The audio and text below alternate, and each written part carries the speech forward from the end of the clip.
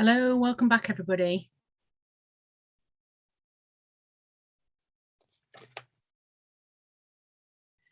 Could I ask Democratic Services just to make sure that the attendees are now promoted to the main room so that they can speak? And that's Anne Phillips and Claire Brady. Madam, while that's being done, it was just brought to my attention during the break that another member of the public had registered to speak, Akal Zaraki, but he doesn't seem to have joined the meeting this morning, and the council have tried to contact him to see if he's still intending to speak, but we haven't heard anything. But I'm just flagging that in case he joins in the next half hour or so. Okay, that's not a problem. We'll deal with that should he arrive. Mrs. Phillips, is it okay with you for me to ask Claire Brady to speak first? Mrs. Brady, is that okay with Mrs. Phillips? Yes, that's absolutely fine. Thank you. Okay. Thank you. In that case, Mrs. Brady, the floor is yours. I have your the statements that you've submitted, so you don't need to necessarily go through those word for word, but if you could highlight the main issues that you want me to be aware of and any particular points that you want me to see the site from, that would be helpful. Thank you. I will. My name is Claire Brady. I am the spokesperson for Residents of Overton Against Unsustainable Development, which is a residents group comprising the numerous residents of Overton who oppose this development. This application received over 110 objections.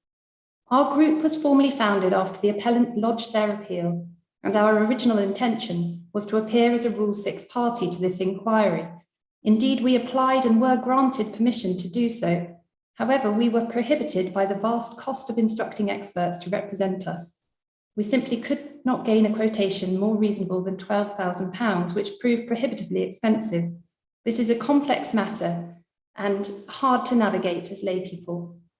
We also discovered that the appellant has submitted another substantially similar application for the same site, which we may have to prepare ourselves to fight too, even if this appeal is dismissed. It has been a Herculean effort for us as a group of residents in a small village to engage and rally, and we did well on crowdfunding. It is just dispiriting now only to appear from the sidelines at this inquiry, but we fight on. I understand that I am not permitted to present any new evidence today, and I do not intend to do so. I would, however, like to draw your attention to some notable omissions in the written evidence disclosed. In the notes of the Case Management Conference, there is a list of matters which you, Madam, note third parties have raised and which do not form part of the reasons for refusal, but which question whether the site is suitable for the development proposed, and in relation to which the appellant and the council should address or point to the relevant evidence. I will address the key issues in that list that concern us as residents most. With regard to planning policy, we understand that because the council cannot demonstrate a 5-year land supply, a presumption in favour of sustainable development applies under the NPPF, but the lack of a 5-year land supply is not the be-all and end-all. We agree with the council's methodology on 5-year land supply calculation and note that the figure is closer to 5 than 4. If the adverse impacts of a development in principle significantly and demonstrably outweigh the benefits, it should not be permitted. The site was not in Overton's neighbourhood plan. There is no evidence that housing targets in Overton's neighbourhood plan will not be met via allocated sites. Policy SS1 of the Overton neighbourhood plan implements local plan policy SS5 and allocates 5 sites capable of delivering at least 150 dwellings. 55 have been delivered so far, so there are 95 left to 2029. Note that Overton Hill does not count because it was allocated under the local plan. Under the neighbourhood plan, the 4,000 plus residents of the village of Overton anticipated a series of small developments over a number of years to 2029 on the allocated sites, i.e. sustainable growth, not a vast development of 75 homes on a site that they did not approve democratically. We consider that economic, social and environmental considerations tip the tilted balance here, meaning that despite the lack of a 5-year land supply, the proposed development is unsustainable. From an economic perspective, Overton's neighbourhood plan already supports sustainable economic growth. New residents are unlikely to shop locally for everything, relying on cars or home delivery, which will lead to more traffic, so adverse environmental and social impacts too. Some of our supporters are business landlords on the high street who do not think that the village has the infrastructure to support unsustainable growth. The appellant's assertions about using local labour and materials is unrealistic. Contractors maintaining 7 acres, for example, regularly travel from Poole and Portsmouth in our experience. They are not local. On landscape, from a social point of view, we appreciate that we have some common ground with the council, and indeed that partially informed our decision to withdraw as a Rule 6 party. We agree that the landscape impact will be adverse. We agree with the council's position on landscape that the development will not integrate into the current village landscape. The development will not conserve or enhance the landscape, as the appellant suggests, and will have an adverse impact on visual amenity and the scenic quality of the landscape. Something we would like to highlight, however, in addition, is a treatment of 7 acres in the landscape proofs of evidence submitted by both parties. The Lockhart-Garrett report commissioned by the council mentions in the results of the visual appraisal that the impact on residents of Pond Close and Polton's Close will be major adverse. Likewise, the users of footpaths and bridleways near our homes. We agree, but 7 acres is not mentioned at all in this report. For information, I am looking specifically at paragraph 7.21 of the Lockhart-Garrett report. The report by Pegasus Group, commissioned by the appellant, seems to suggest that because there will be some kind of green space on the boundary with 7 acres, that the two sites would, and I quote, link seamlessly. That's at paragraph 9.10 of the Pegasus Group report. We disagree. Had we obtained formal legal representation, we are confident that we would have been able to commission and present clear evidence on landscape impact, taking into account the impact on properties in 7 acres, Pond Close, and Polton's Close particularly. Please consider visual amenity within the context of residential amenity, i.e. residential visual amenity. This is not something that either the appellant or the council has addressed adequately in our opinion. Please review the Landscape Institute's technical guidance note 219 on residential visual amenity and consider whether a residential visual amenity assessment would be appropriate. We think it would. We know that we do not have a right to a private view, but please consider where private interest crosses the threshold to public. The appellant's own experts, Turley, have recently published an article on this point, mentioning the increased use of residential visual amenity assessments in residential matters. The private views from 7 acres properties on the western side of 7 acres and those on Pond and Polton's Close will be lost completely to this development. These are views from frequently used family rooms, playrooms, kitchens and bedrooms, which I mention because I note from the technical guidance that this is relevant, i.e. rooms that are in constant use, particularly in light of more home working during COVID. We as residents derive so much joy from seeing and walking in this landscape on our doorsteps. 7 acres was sold to us as being a countryside setting. The appellant talked about panoramic views and vistas.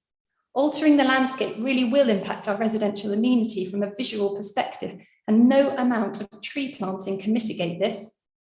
We would like to highlight that in order to extend Sheepfair Lane as required, outside my home, number 14 Sheepfair Lane, the appellant will need to remove an area of mature hedgerow, which is down in the arboricultural assessment as being 4 meters high, but in reality, it's about 5 and 7 meters high.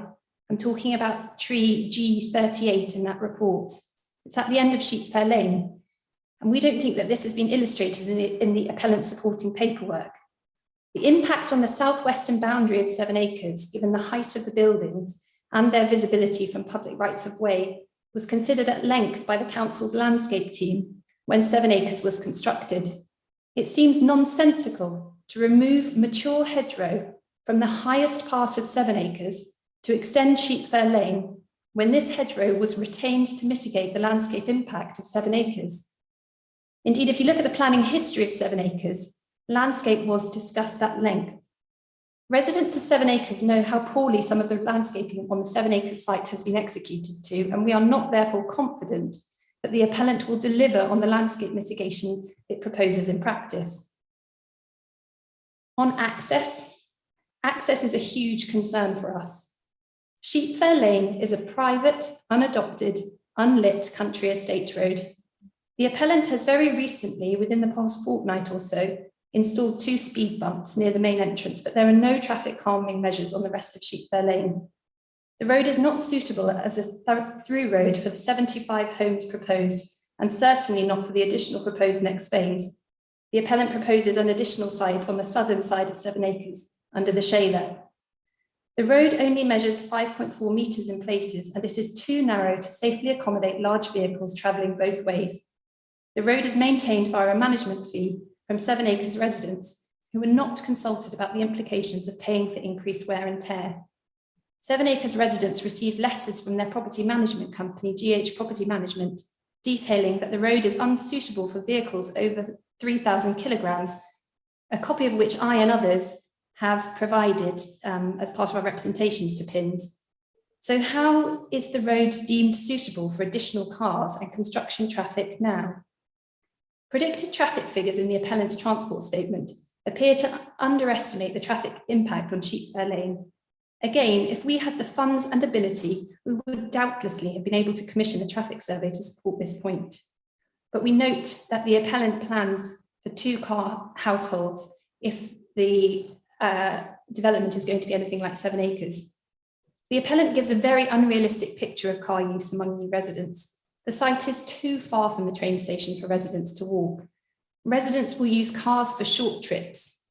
Equally, they will travel to bigger shops and amenities outside of the village by car, adding to traffic volume. The appellant's PR company, MPC, wrote to residents of 7 Acres on the 26th of November last year about alternative construction access, but we have heard nothing more on this point. On the basis that alternative construction access is possible, please attach this as a condition and also consider alternative permanent access if this scheme really must go ahead. The letter I refer to there was attached to my submission to PINS, and I think others sent copies too. I can provide a copy if needed. Please note extensive discussion of the fact that Sheepfair Lane is a private road at the Development Control Committee meeting on this matter, including the fact that the council's case officer who recommended approval did not know who owned the road. The appellant mentions access to the A303 as a selling point to this development, but does not mention the C29 access road. This road is very dangerous, narrow and busy, but the accident data in the appellant's transport report does not extend past Sapley Lane farmhouse. There is a very dangerous railway bridge towards the A303, and more traffic from Sheepfair Lane will doubtlessly mean more accidents. Safety is something that really concerns us. Turning Sheepfair Lane into a busy main road will not foster a safe built environment as encouraged by planning policy. The residential amenity of near neighbours will be compromised given the associated road noise and safety considerations. Many children live and play on Sheepfair Lane and at the skate park at Sapley Lane, especially since it was refurbished and reopened in August. And this is a development that has happened as these proceedings have been taking place, the reopening of the skate park, just to note. More traffic on Sheepfair Lane means a higher chance of children getting hurt, and that really concerns us. I am a mother of 2 small girls. We currently live on a cul-de-sac and will be forced to live on a busy main road. I'm worried that the girls will get hit by a car when they are playing in our front garden. Families who bought houses on 7 Acres were attracted to quiet family life in the village, a lifestyle that we were sold by the appellant. Noise and disruption from the busy access road and during the construction phase will harm our residential amenity, and we urge stricter planning conditions on that, which I will address shortly. On lighting, the report from Hampshire Police for the revised application that the appellant has submitted for this site recommends a condition that a lighting scheme should be formulated for the development, which must comply with British Standard 54891/2020 on street lighting to ensure safe and secure development. There are planning conditions restricting street lighting on 7 acres because of commuting bat populations, and these are likely to be replicated on the new development. So we really can't see that compromised road safety, given the lack of street lighting and heightened traffic on Sheepfell Lane, can be mitigated against effectively. I would add that residents of Sheepfell Lane and 7 acres generally enjoy that there are no street lights at the moment. It protects bats as endangered species and allows us to enjoy the night sky. Further on infrastructure, I move to the school. The appellant did not appear to properly consult the primary school. Please listen to the discussion in the Development Control Committee meeting on this. The new development will mean more children seeking places at Overton Primary School, and this is something that concerns residents. The appellant talks in their statement of case about building on school playing fields. Forcing a school to build on playing fields places the school in a compromised position. During the Development Control Committee meeting, the appellant's representative, Aaron Wright, was very ambiguous about who exactly the appellant had consulted at the primary school regarding capacity, and the appellant should be held to account on this point. It is not clear how the impact on Overton Primary School will be mitigated under the Section 106 agreement. And forgive me, based on what the advocates were saying at the start of the hearing, I'm not quite sure if the Section 106 has now been agreed. But in the draft Section 106 agreement attached to the appeal documents, which I understand when I wrote these notes had not been agreed, it says that this will be dealt with under the Community Infrastructure Levy. But in the Section 106 agreement attached to the revised planning application submitted by the applicant, it says that this development will create pressure for school places at Overton Primary, and as such, the developer should pay a contribution towards additional education infrastructure. But then it says, and I quote, due to Community Infrastructure Levy policy of the local planning authority, this is not possible. So does create issues in securing funding to alleviate the impact on school places locally. So we're just not clear how the primary school an impact on education is being managed. Overton will really struggle to accommodate more cars than provided for in its neighbourhood plan. Unsustainable infrastructure pressure in the village cannot be mitigated under the Community Infrastructure Levy payments in a Section 106 agreement. Traffic volume, problems with parking, unreliable bus services, the lack of an NHS dentist and mobile telecoms will persist. With regard to the GP surgery and dentist, it is unclear what consultation took place with the GP surgery. If you listen to the recording of the Development Control Committee meeting, this is something that the appellant's representative stumbled on. Patients are regularly sent to Oakley and Kingsclear for appointments. Parking at the surgery is very limited. With regard to sewerage, the planned site is fairly level in the southern half, but the northern half slopes severely downhill with a 15-metre fall. In their drainage strategy, rather than paying to connect to the public sewer at Dellens or Pond Close at the bottom of the slope, the appellant plans to connect the new development to the private sewer on 7 acres, which is already connected to the public sewer, and then pump foul water back up the hill through the private sewer. Should this pump fail, residents at the bottom of the slope will be flooded with sewage. From an environmental perspective, the issue of nitrates impacts in the Solent catchment does not seem to have been fully addressed. The appellant states that new residents will walk or cycle for short trips, but this is unrealistic given the distance from the village centre and the quality of the footpaths. The site is around 2.5 kilometres from the railway station.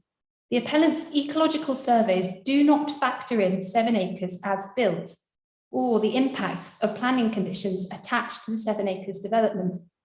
And this is a general point that we've picked up on. A lot of the reports refer to 7 acres as in construction rather than as built. And that's true of the ecological assessments that we've read and that are being relied upon.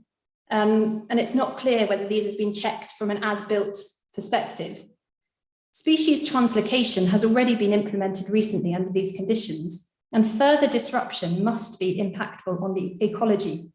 There is no mention of protected species we have seen on the site, such as red kites and pied wagtails. Red kites regularly hunt over the site, and we've seen them a lot lately. They must be breeding in the area. Their habitat will be lost forever if this development goes ahead.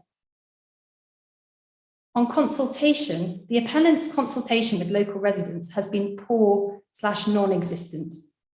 Many of the houses on 7 acres worst affected by this development were not finished when the appellant conducted the consultation mentioned in their supporting evidence. We also understand that the appellant included conditions in some sales contracts prohibiting planning objections. The appellant has recently submitted a revised application for this site, and even then there was no consultation. With regard to planning conditions, we note the draft conditions proposed by the council. We respectfully request that to protect our residential amenity, the draft condition regarding construction timings, I think this is down as condition 8, is revised so that working hours are Monday to Friday, 9 till 5, not 7:30 a.m. to 6 p.m, as is currently proposed, and to specify that there will be no weekend working at all. Currently, works are proposed 8 a.m. to 1 p.m. on Saturdays. This will be very disruptive to our family lives. Lots of local residents on 7 acres and Pond Close and Poultons Close lived through the 7 acres building work, and particularly with increased home working. It really is something that a lot of residents have raised in their objections. Please also require alternative construction access via conditions. This is something that the appellant wrote to residents of 7 acres about. I'm not sure if they wrote more broadly to other residents. It's a letter from NPC, but this does not feature in conditions. Please consider alternative permanent access to the site on this basis. Again, if you need a copy of that letter, it was attached to my representation to PINS. I can provide it again if required. We know that this matter went to the Council's Development Control Committee meeting with a recommendation for approval. However, we believe that an inaccurate picture of material issues was given by the appellant in their application, which impacted the planning officer's conclusions. Some of these issues and evidence have not been interrogated. This matter has already been rejected by the Council's elected members. These are experienced and knowledgeable men and women who live in Hampshire villages and understand the pressures on the countryside from unsustainable development proposals such as this. Residents of Overton mobilised in large numbers to oppose the application. It received over 110 objections. Those letters were heartfelt and carefully written by residents who cared deeply about the village and who are intelligent and well-informed. We understand and are able to negotiate the complex planning process, but we do feel rather dismayed at the limited room for democracy within it. We have already successfully spoken against this development once, and now, at the whim of the appellant, we are forced to participate in a lengthy and complicated process to get our voices heard once again. It does not feel right that we, the worst affected, should be sidelined by a process which feels so weighted in favour of the developer. We do understand that people need good quality homes to live in. We are not NIMBYs. How can we possibly be? Many of us live in new builds and many live in 7 acres. We know that rural villages cannot remain entirely sacrosanct, and they do have to cope with some building, but that is what the local plan was designed to address. However, let me be clear, this particular development is objectionable in its very principle. It is not sustainable and it should not go ahead. With regard to location and size, this is a large development, frankly, in the wrong place. It is outside the village boundary, it is in the countryside, and building on it will irreversibly change the landscape forever and set a precedent for further sites. We note that a site visit is proposed this Thursday after lunch. I'm not sure how you will access the site, but might I suggest that you drive via the A303 and C29, as well as into the village, to understand the broader setting of this development. I don't know what the weather will be like on Thursday, but imagine the site on a sunny day in the height of summer, when the fields are alive with the vibrant yellow flowers of oilseed rape and red kites are circling in the sky above. Think of the numerous school-age and younger children who may not be at home when you visit, but who usually safely whiz along Sheepfair Lane and on 7 acres on their scooters and bikes. Please consider their safety as the bulldozers come rolling in. Think of the older pre-teens and teenagers who usually skateboard and ride in the middle of the road along Sheepfair Lane to get to the skate park. Think of the vibrant village, alive with children coming home from school, but the associated traffic on Winchester Street and the High Street. Please imagine the real impact on us as residents of the decisions you make this week. We live here and we will feel the effects forever. Thank you for allowing the opportunity to address you this morning. Should you have any questions or require any clarification at all on the points that I have raised, I would be very glad to provide it.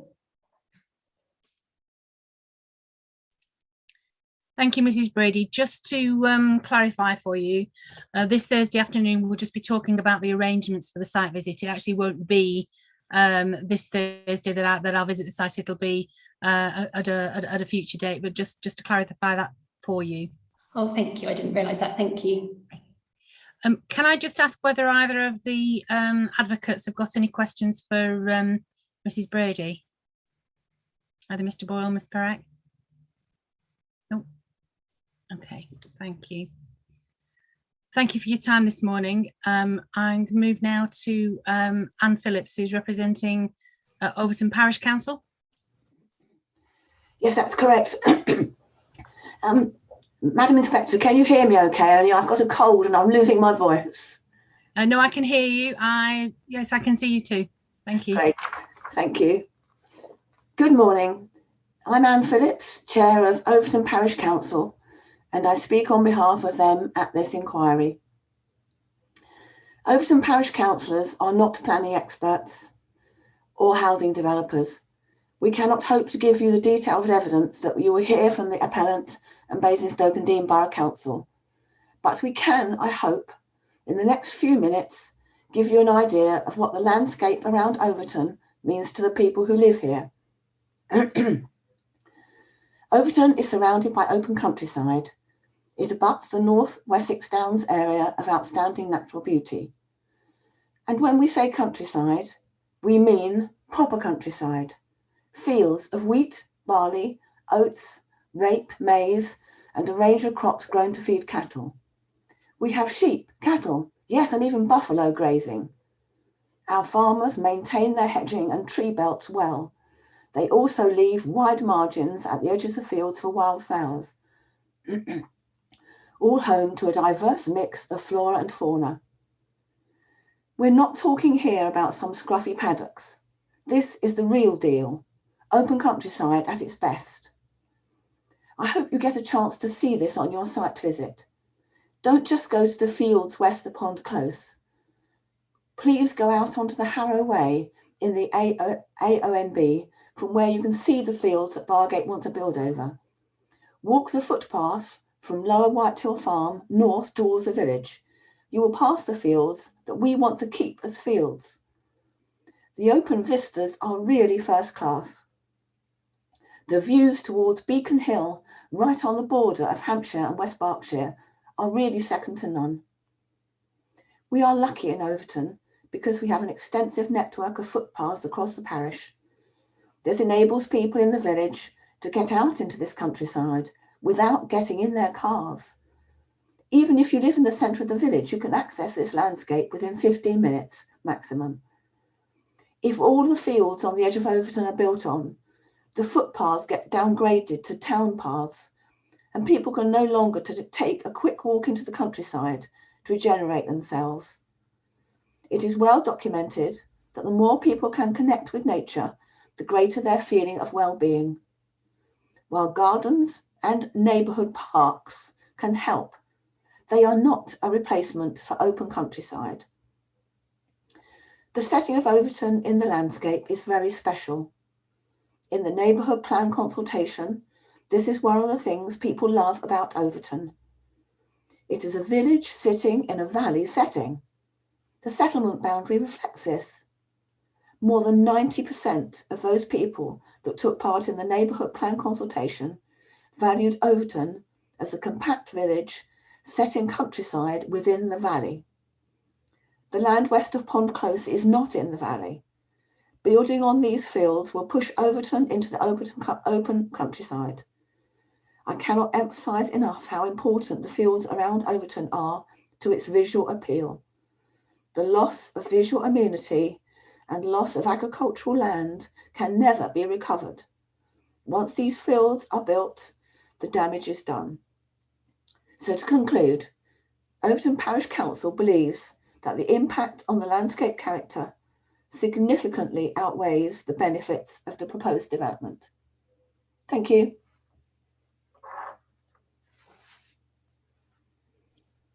Thank you. Any questions from Mr. Boyle or Ms. Perec for Mrs. Phillips? No. Okay. Thank you very much, Mrs. Phillips.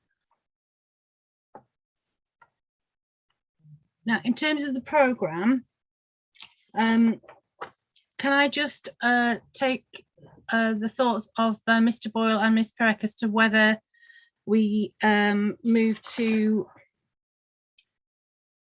Mr. Dudley's evidence in chief before or after lunch? Madam, I think in my time estimate, I said perhaps an hour and a half in chief. In reality, it's probably going to be shorter, so we can fit it in before lunch, I would have thought, assuming lunch is at 1 o'clock. However, if we do that, I would be very grateful for just a quick 5 or 10 minute break before we start. Okay, Mr. Boyle, does that suit you? Yes, Also? I'm quite happy with that. Thank you, madam. Thank you. Thank you. In that case, we will return at 12 o'clock and we'll take evidence in chief prior to a lunch break, and bearing in mind, you know, we could break slightly later for lunch if you needed that to happen. Okay, we'll come back at 12 o'clock. Thank you.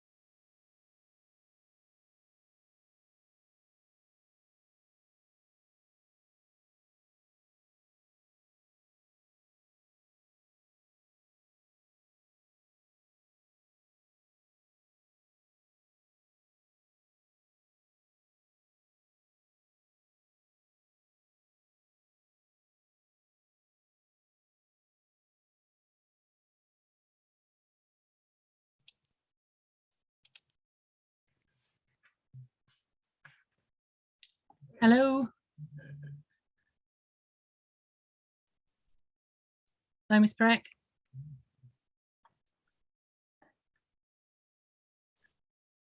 Welcome, Mr. Dudley. Good morning, madam. Or should I say good afternoon? I believe it's just ticked 12 o'clock. Just about, yeah. Mr. Boyle, you can hear me? Okay. Ms. Breck, your witness. Thank you, Madam. Good afternoon, Mr. Dudley. Good afternoon. Now, Mr. Dudley, just to confirm, and by way of introduction, you are a director of Lockhart Garrett Limited, an environmental consultancy and a Landscape Institute registered practice. Is that correct? That's correct. And you have 20 years professional experience in matters including green infrastructure planning and assessment, landscape and visual impact assessments, and landscape character assessments. That's correct. Now, I'm not going to embarrass you further and go through it all, but can I just confirm your relevant qualifications are set out on page 6 of your proof of evidence? Yes, that's right. And Madam, sorry, I should have stated at the outset, I don't believe we'll be going to any other external documents, but we will go to Mr. Dudley's Appendix 3 of his proof. I have that. Thank you. Mr. Dudley, turning back to you then. Again, just still in sort of introduction mode, just to confirm, you have prepared a proof of evidence in support of the council's first reason for refusal. Is that correct? Yes, it is. And as you set out in paragraph 2.7 of your proof, this contains your independent appraisal of the landscape and visual impacts of the proposed scheme. That's correct. Thank you very much. I'm now going to ask you to turn to your summary and conclusion section, which is section 7, and it's at page 35 of your proof.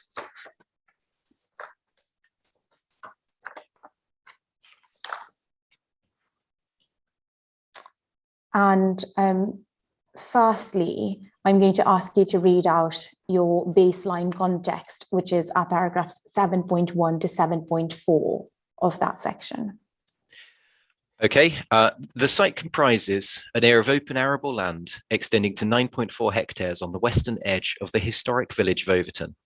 The only internal features within the site are desire line paths extending from the village edge and a hedgerow close to the southern boundary. The part of the village adjoining the site to the east comprises a combination of mid-20th century suburban development to the north and a new development still under construction named 7 acres to the south. And I note that during my site visit, there was still Harris fencing and construction activity, but that development is now completed as per the appellant's evidence. A degree of boundary vegetation is present to the north, reducing the influence of the existing settlement, whilst there is a higher degree of exposure to the south, particularly to 7 acres where no boundary vegetation is currently present. Beyond these modern areas, the historic core of the village is designated as a conservation area, although there is no relationship with the site. The northern and majority of the western boundaries of the site sit alongside historic sunken lanes, which are attractive rural routes that provide access from the village to the surrounding countryside via the local public rights-of-way network.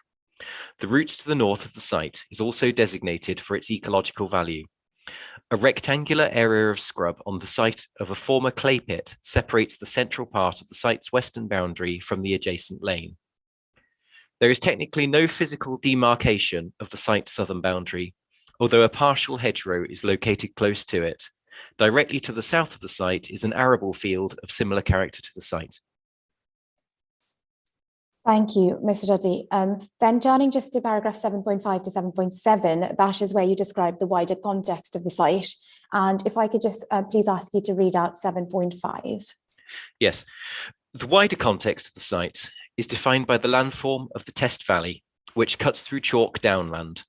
The site is located on the upper southern slopes of the valley and therefore is in an exposed and north-facing position, with a strong relationship with the landscape to the north, particularly from the more elevated southern parts. The landscape to the south of the site comprises the South Test Down as defined by a recently published landscape character assessment for the borough, and the site currently contributes to a number of the key characteristics of this area. Now, you mentioned the recently published landscape character assessment. Can you please just confirm which one you're referring to? Yes, absolutely. Madam, if I would ask you to turn up page 16 of my proof, that's where I begin to describe and appraise the Basingstoke and Dean Landscape Character Assessment, which was published this year.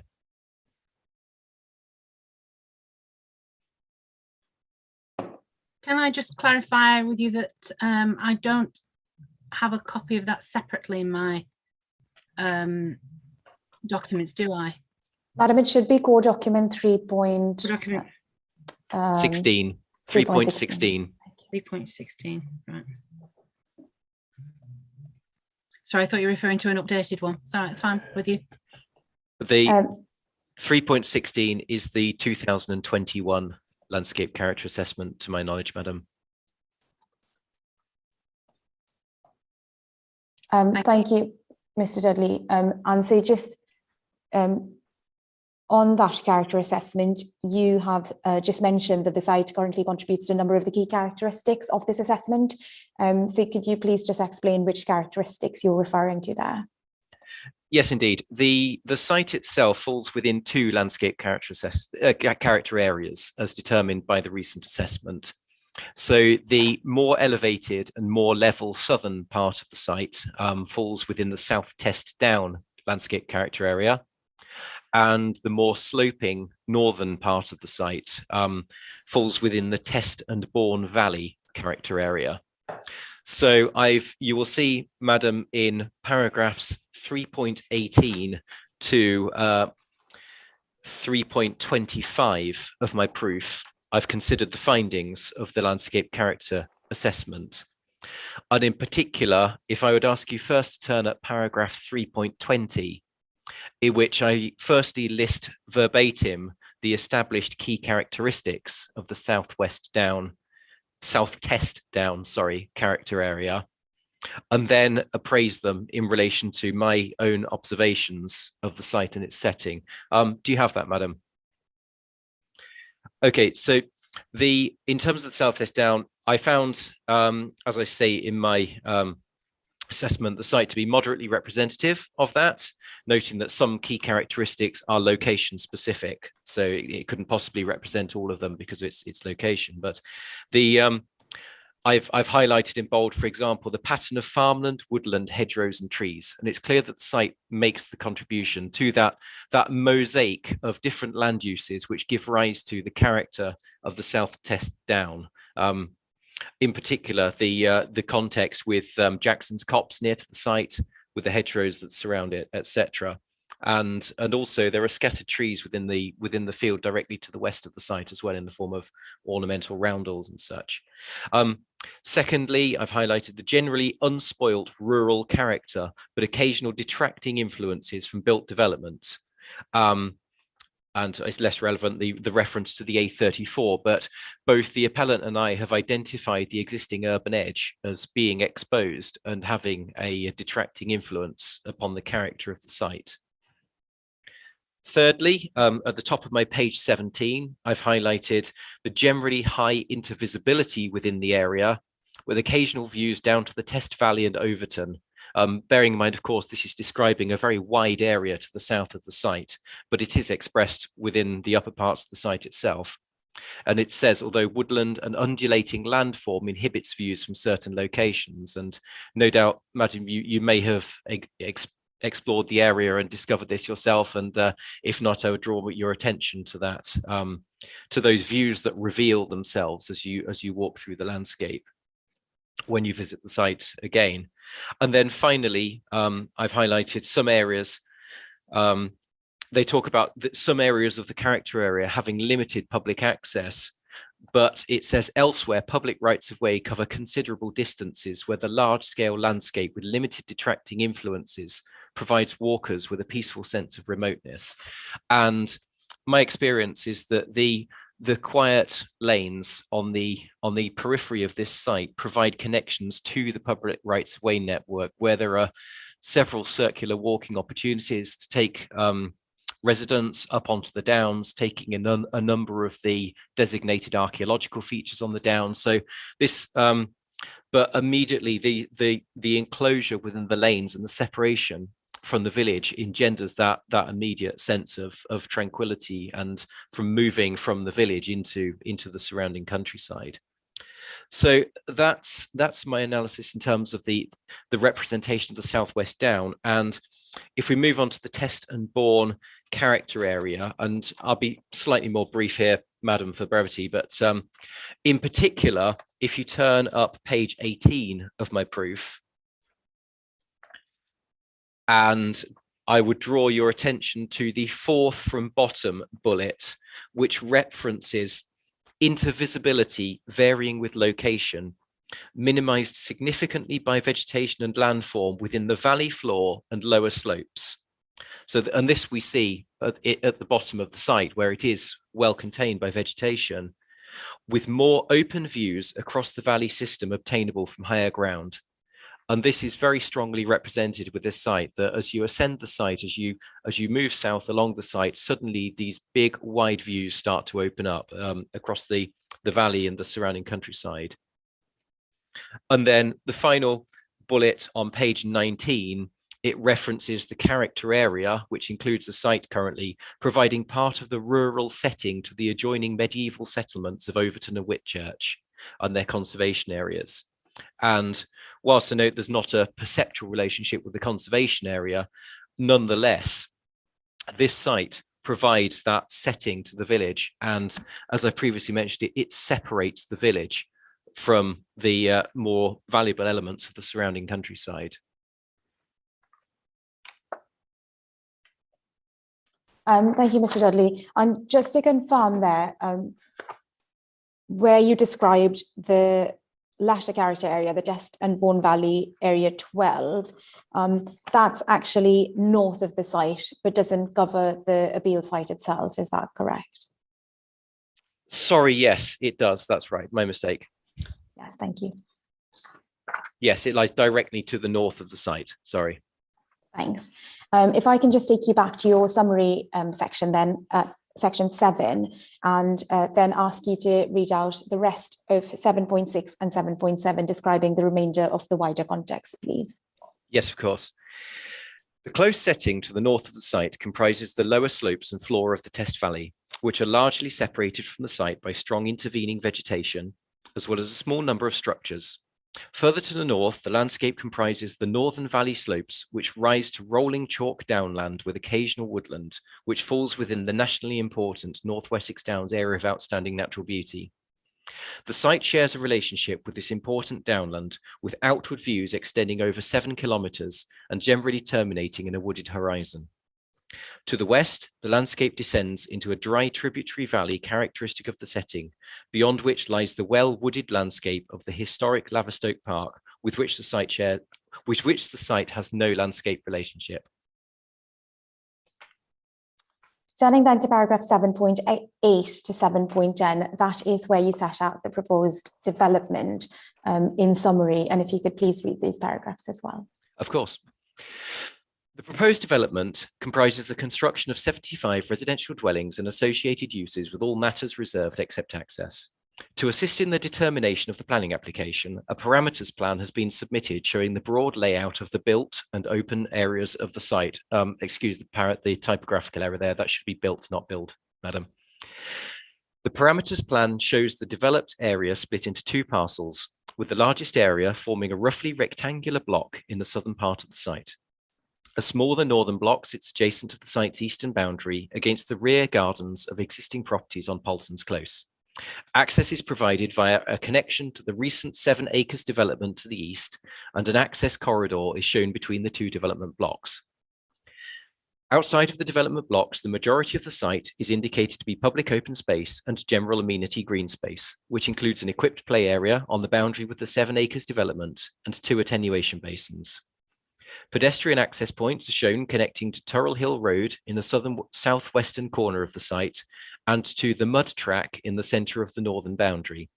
The boundaries of the site are shown to be reinforced with hedgerow and tree belt planting. Thank you. The next section of your summary moves on then to your assessment of the landscape impacts. But before I ask you to consider what you set out there, could you please just explain to the inspector how you have gone about selecting suitable landscape receptors? Yes, absolutely. So in selecting landscape receptors, I've considered a range of physical elements and perceptual qualities of the site, all of which combine to give rise to its overall character. And that's consistent with the published guidance for landscape and visual impact assessment.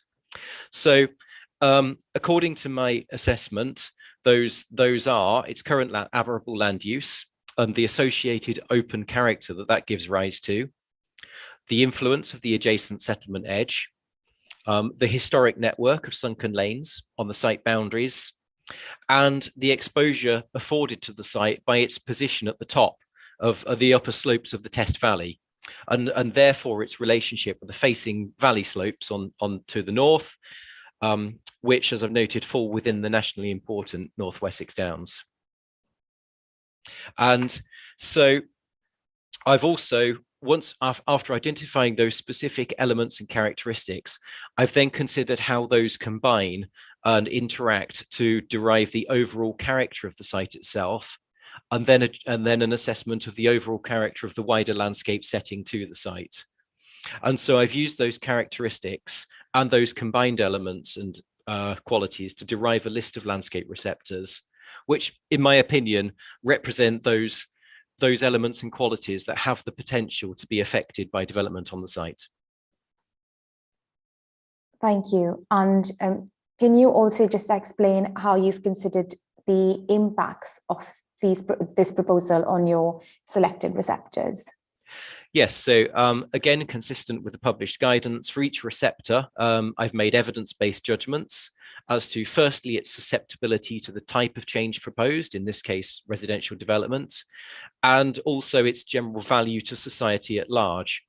And I've combined those judgments to derive an overall sensitivity for each of those receptors in line with the published guidance.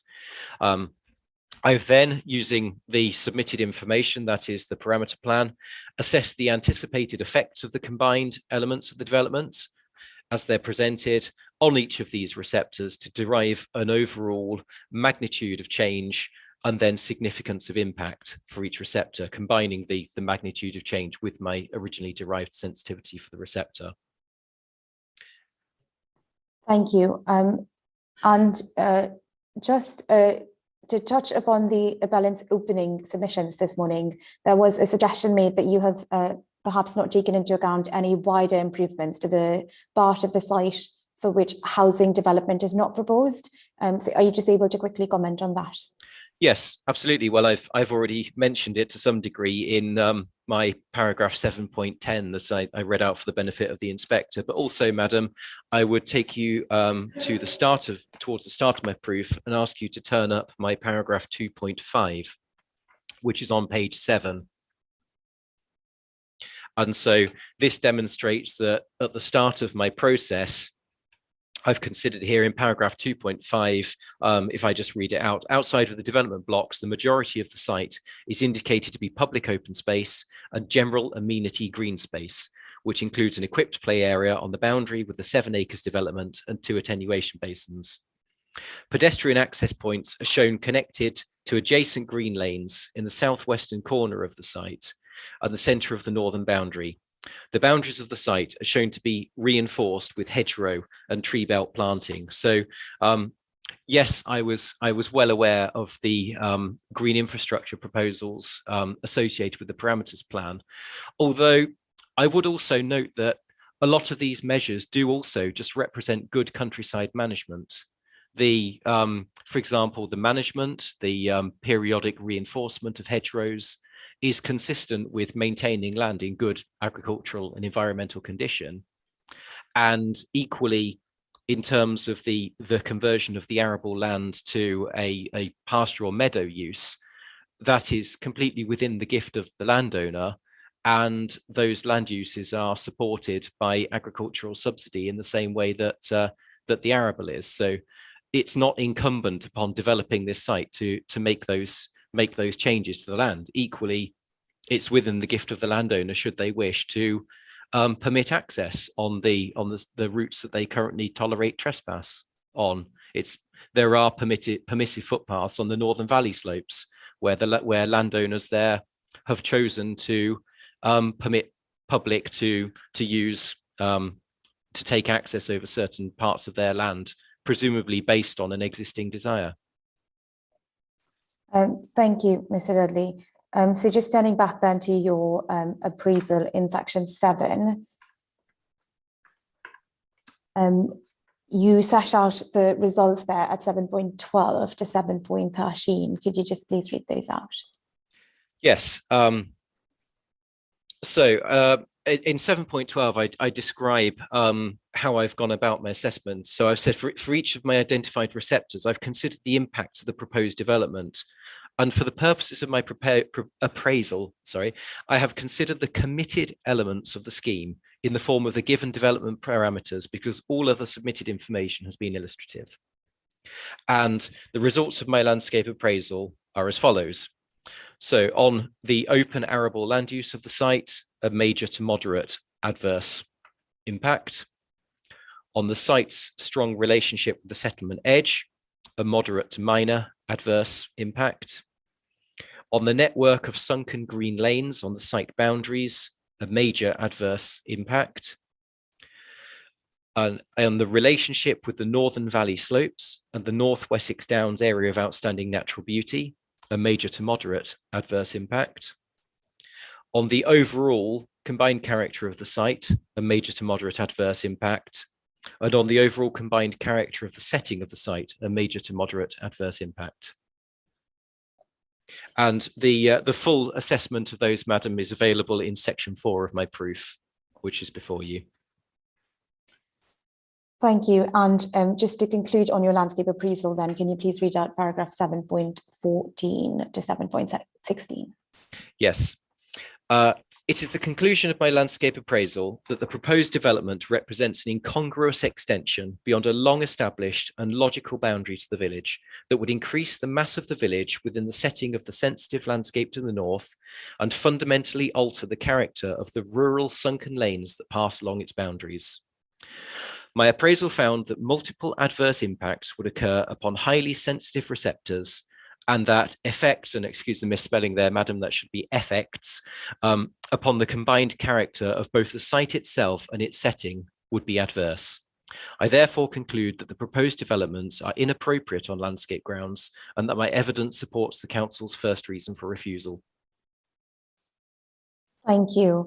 Mr. Dudley, then go on to comment on your assessment of visual impacts. So before I ask you to address your results, can you just begin again by explaining how you have selected your visual receptors?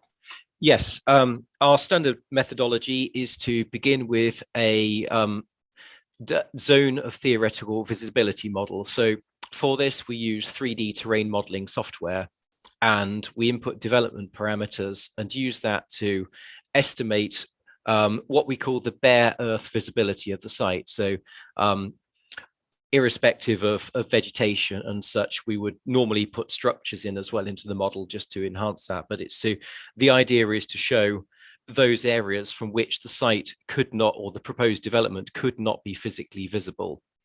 And then following that process, I've undertaken a walk of the site and its setting and ground truthed that visibility model to then determine exactly which public routes, locations, and potentially which private dwellings have the potential to for their visual amenity to be affected by the proposed development. Thank you.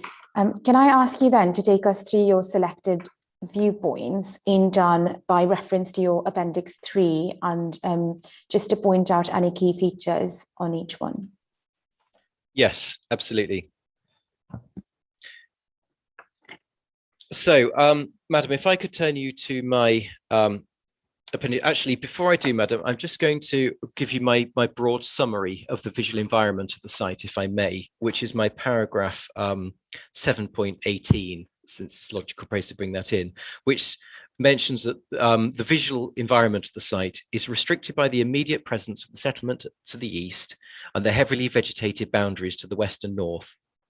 While longer views are available to the north from the more elevated part of the site, at the time of survey, all potential views from the north were obscured by vegetation, although in particular along the Harrow Way, which runs parallel to the valley and along the northern valley slopes. But it's important to note, Madam, that my views were taken in the height of summer, and I haven't had the benefit of exploring visibility during the winter months. So, sorry, Madam, I'll let you finish writing.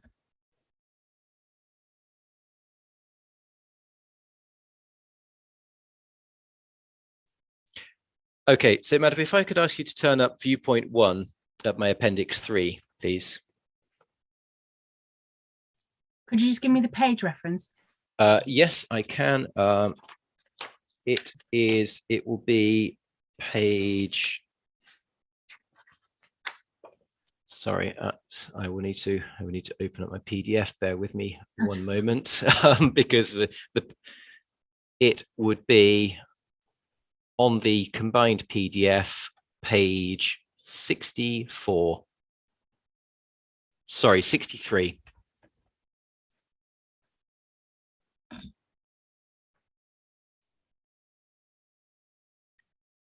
Nearly there.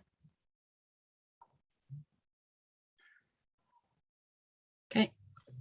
Okay, so my first 2 viewpoints were taken from the end of Pond Close at the existing agricultural access into the site, and they certainly viewpoint 1 illustrates the arable character of the site, and which, as I said, gives rise to its openness. As you see as well, there's an uninterrupted view out into the surrounding countryside. There are no built elements within this, and it, to a certain degree, illustrates the outward view from the properties on the edge of the village. And then also this view illustrates the treed character of the sunken lane, which is Turrell Hill Road on the western boundary of the site, which you can see where this view looking southwest terminates. But then if we essentially turn to the right slightly, and that's my viewpoint 2, this is looking now north. And you can see that if you look in this direction, much longer views become available across the valley. And this indicates the elevated position of the site at the top of the valley slopes. And as I've commented, my view was taken in August when vegetation was in absolute full leaf, and therefore this view is likely to be more extensive in winter months, given the vast majority of the vegetation within this landscape is deciduous. And you can just make out some dwellings to the north of the site, just the rooftops, but they're largely obscured by the falling topography, which is consistent with the form of the Test Valley. And then the existing dwellings on Polton's Close are visible to the right-hand side of the view. But in the centre of the view, Madam, as you see, and to the right and the left, there are long views that I've indicated. I would also just put my hands up to a typographical error on here as well, that the left-hand note at the top of the page should read trees on northern site boundary, the mud track, not southern site boundary. So apologies for the oversight.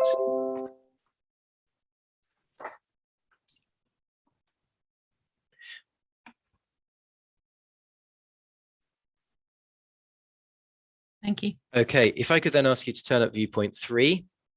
And so this was taken from Public Bridleway 183/26/2, which lies approximately, or this position is approximately 730 meters to the south of the site.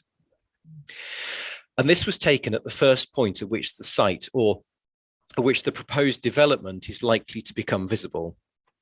Beyond this, the route curves round to the extent that the well-developed hedgerow that you see to the right, certainly in summer months, it obscures views. It may well be in the winter, in absence of leaf, that the sites would be visible, the development would be visible further away, but certainly in the summer, it was from this point.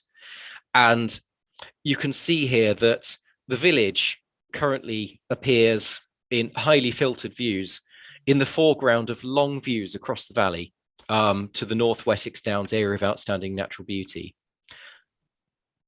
So you can see that the horizon is formed by a patchwork of woodland and rolling arable land. So this is past the valley into the North Wessex Downs. And I would just point out here that the site occupies a significantly greater width of view than the existing village. You can see the rooftops of, and I must apologise here, in my views, I've referred to the existing developments as 6 acres. So I apologise to Mr. Boyle and his client for stealing an acre from him. Please count those as 7 acres in all of those labels. My mistake. But you can see that the development there's in that part of the village, there is existing mature tree cover. And so you can see the rooftops are quite well obscure, but that mature tree cover doesn't exist to the south of the site. There's a belt of young trees and there's the partial hedgerow close to the site's southern boundary, but there isn't the tall trees here. And so the appearance of the village would be significantly extended to the left in this view.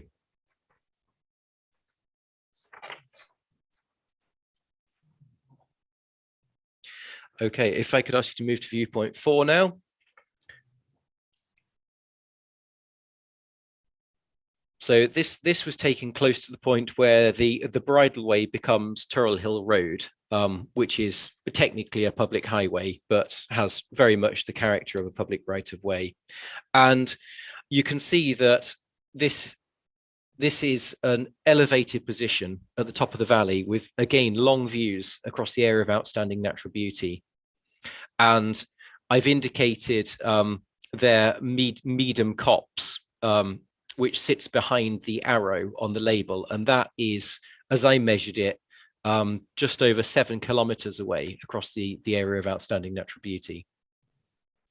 And in the middle ground of the view, I've indicated the hedgerow, which sits close to the southern site boundary there. And here again, you can see that the site lacks the screening that the existing village edge benefits from. The 7 acres dwellings are quite well hidden here by existing vegetation, which doesn't exist on the edge of the site.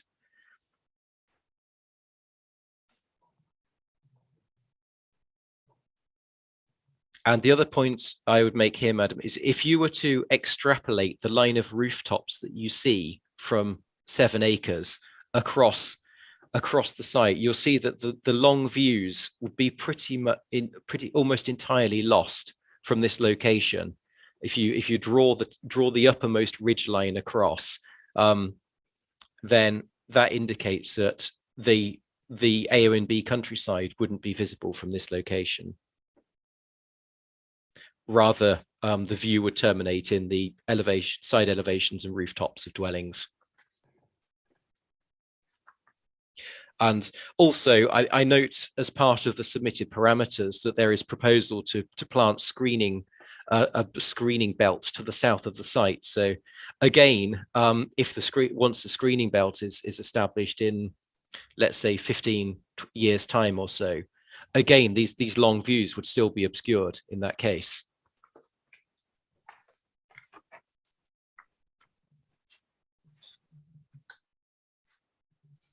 Moving on to viewpoint 5, madam, this was taken approximately in the southwestern corner of the site, looking across from Turrell Hill Road, at a point where a desire line that you can see to the right of the view joins Turrell Hill Road. And this firstly illustrates the incomplete nature of the hedgerow on the southern site boundary. You can see there's a gap there, and even where the hedgerow exists, it's slightly patchy, and some of the vegetation there is very much summer vegetation. It also illustrates the clear views to and from the existing village edge.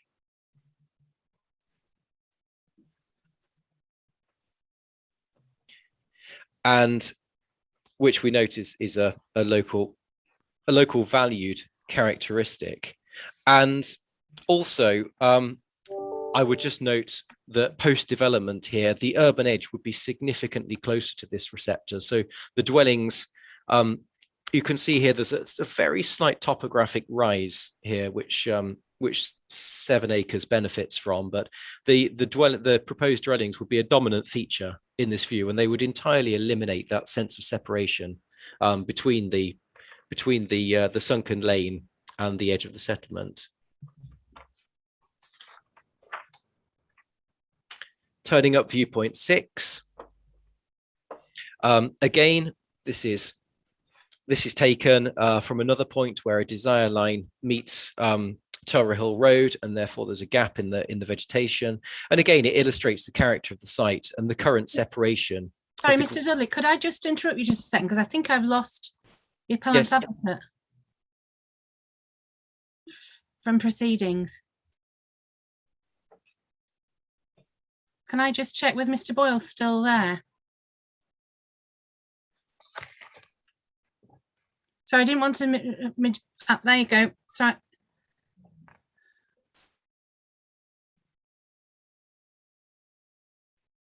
Mr. Boyle, are you still with us? Thank you. Sorry, I thought I'd lost the feed to your connection. I was just concerned that we were proceeding with evidence. You're on mute. You're quite right, madam. I completely lost connection. I didn't know what happened there at all. It's all right. I just wanted. First of all, everybody froze. And then as I tried to appear to tell you everyone was frozen, the whole thing dropped. And then it took a moment to reset itself. Where I stopped was as Mr. Dudley was telling us about viewpoint 5, and he said that he saw a desire line to the right of the photograph and an incomplete hedgerow on the southern boundary. Everything from that point onwards, I'm afraid, I wasn't party to. Madam, would you like me to repeat my subsequent points for Mr. Boyle's benefit? Yeah, I was just going to ask Ms. Perec if she could just tell you where she wanted you to return to. Yes, thank you. I think actually. Forgive me. Could I just ask? Did anybody else get affected by that, or was it just me that disappeared? I only noticed you drop off the screen. Everybody else seemed to be there, which is why I interrupted Mr. Dudley, just because I'm conscious that I wanted to make sure you didn't miss any of the examination in chief. Well, I'm grateful. It sounds then as if it was my connection rather than anybody else's. But anyway, for the time being, it seems to have come back. Yeah, so don't worry. These things do happen from time to time, and we'll try to be tolerant with one another when they do. But if I could just ask Mr. Dudley and Ms. Perec just to redial back to the point we lost Mr. Boyle, that would be great. Thank you. Yeah. Yes, of course. So, Mr. Dudley, I believe Mr. Boyle did hear just the very first sentence of what you said on viewpoint 5, which is that you're looking at this from the southwestern corner of the site where a desire line joins Turra Hill Road. But if you could just please repeat the couple of points you made after. That's right. I think Mr. Boyle vanished as I was mentioning that the view illustrates the incomplete nature of the vegetation close to the southern boundary of the site, and also where you can see the hedgerow, it isn't a sort of intact hedgerow. There's a degree of sort of summer vegetation within there, so it's not all sort of woody shrubs from the appearance. I also mentioned that from this you can appreciate the clear views from and to the settlement of Overton. And I'd also note that was a point of concern for the landscape officer in their standing objection to the scheme, which they still maintain. And then I was commenting that it's likely post-development that the urban edge will be significantly closer to this receptor, and it will form a dominant feature in this view and eliminate the sense of separation that currently exists. I mentioned that in this view, you can see the topography slightly rises and then falls slightly towards 7 acres, and so which gives a slight degree of screening there. But that the dwellings would be almost immediately upon this view post construction.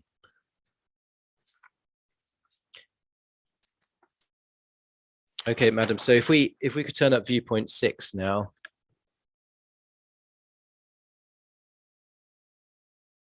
And so this again illustrates, this is taken from the western boundary of the site, where another desire line comes in to meet Turrell Hill Road, and where there's a consequent gap in the side vegetation from the sunken lane. And you can see just at the extreme left of the view is the area of scrub which extends, or which brings the red line boundary in at that point, because it's the site of the former clay pits which falls outside of the site. So again, this view illustrates the open arable character of the site and the current separation of the green lane from the village. Again, there's a slight rise there, which it benefits from, although noting the fact that some of the screening comes from the tall mature crops on the field. But again, post-construction, the village edge would be very much in the foreground of the view, and so it would again be a dominant feature and would entirely alter the character of this view, which currently you get this sense of being slightly separate from the village, opposed to immediately on the settlement edge.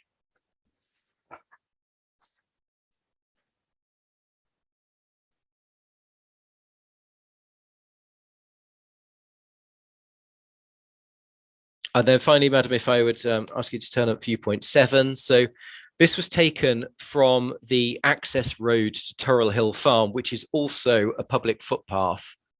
And there are several gaps in the hedgerow on the eastern side of that route, from which views such as this are available. And so this view was basically taken one field to the west of the site, and which is only separated by the sunken lane and its deciduous vegetation that you see at the back of this view, again noting the fact that this was taken at peak leaf cover, if you like. And this is currently an uninterrupted rural view.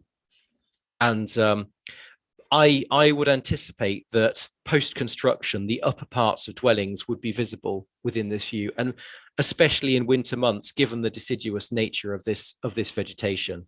It's likely that you would see settlement where no settlement currently exists.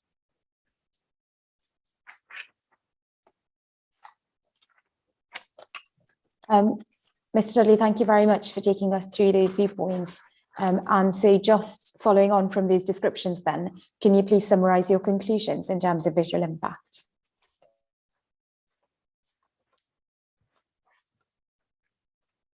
Yes, indeed. So I found that the principal visual receptors were the residents of the properties that directly faced the site. We've heard this from a resident earlier this morning. The users of the sunken lane, apologies, madam, that says land, that should read lane, clearly not caught by the spell checker, on its western boundary, and the public rights of way within the wider countryside.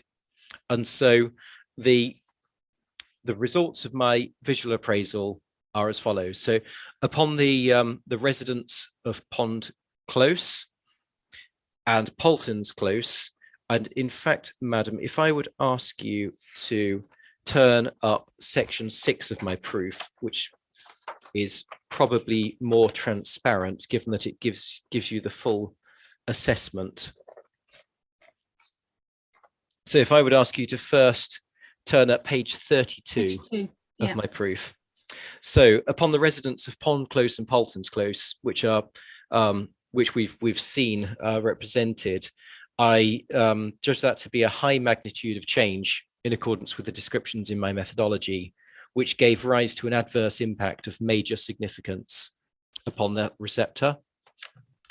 In terms of the users of Pond Close, I took into account the fact that that view is heavily framed by residential dwellings until you come to the very end of Pond Close. So I took a balanced view on that and judged the magnitude of change to be low, in that there would be some change, but it wouldn't fundamentally or prominently alter that experience. And so in that respect, that gave rise to an adverse impact of minor significance on the pedestrian and vehicular users of Pond Close. With respect to the users of public bridleway 183/26/2, which was my viewpoint 3, given what I've said, that in my paragraph 6.14, I mentioned that the angle of the view is such that new developments will occupy a much wider proportion of the view than the existing properties, filling the gap between the existing village and the copse of trees to the left. And I've mentioned before that would obscure the existing views across to the AONB.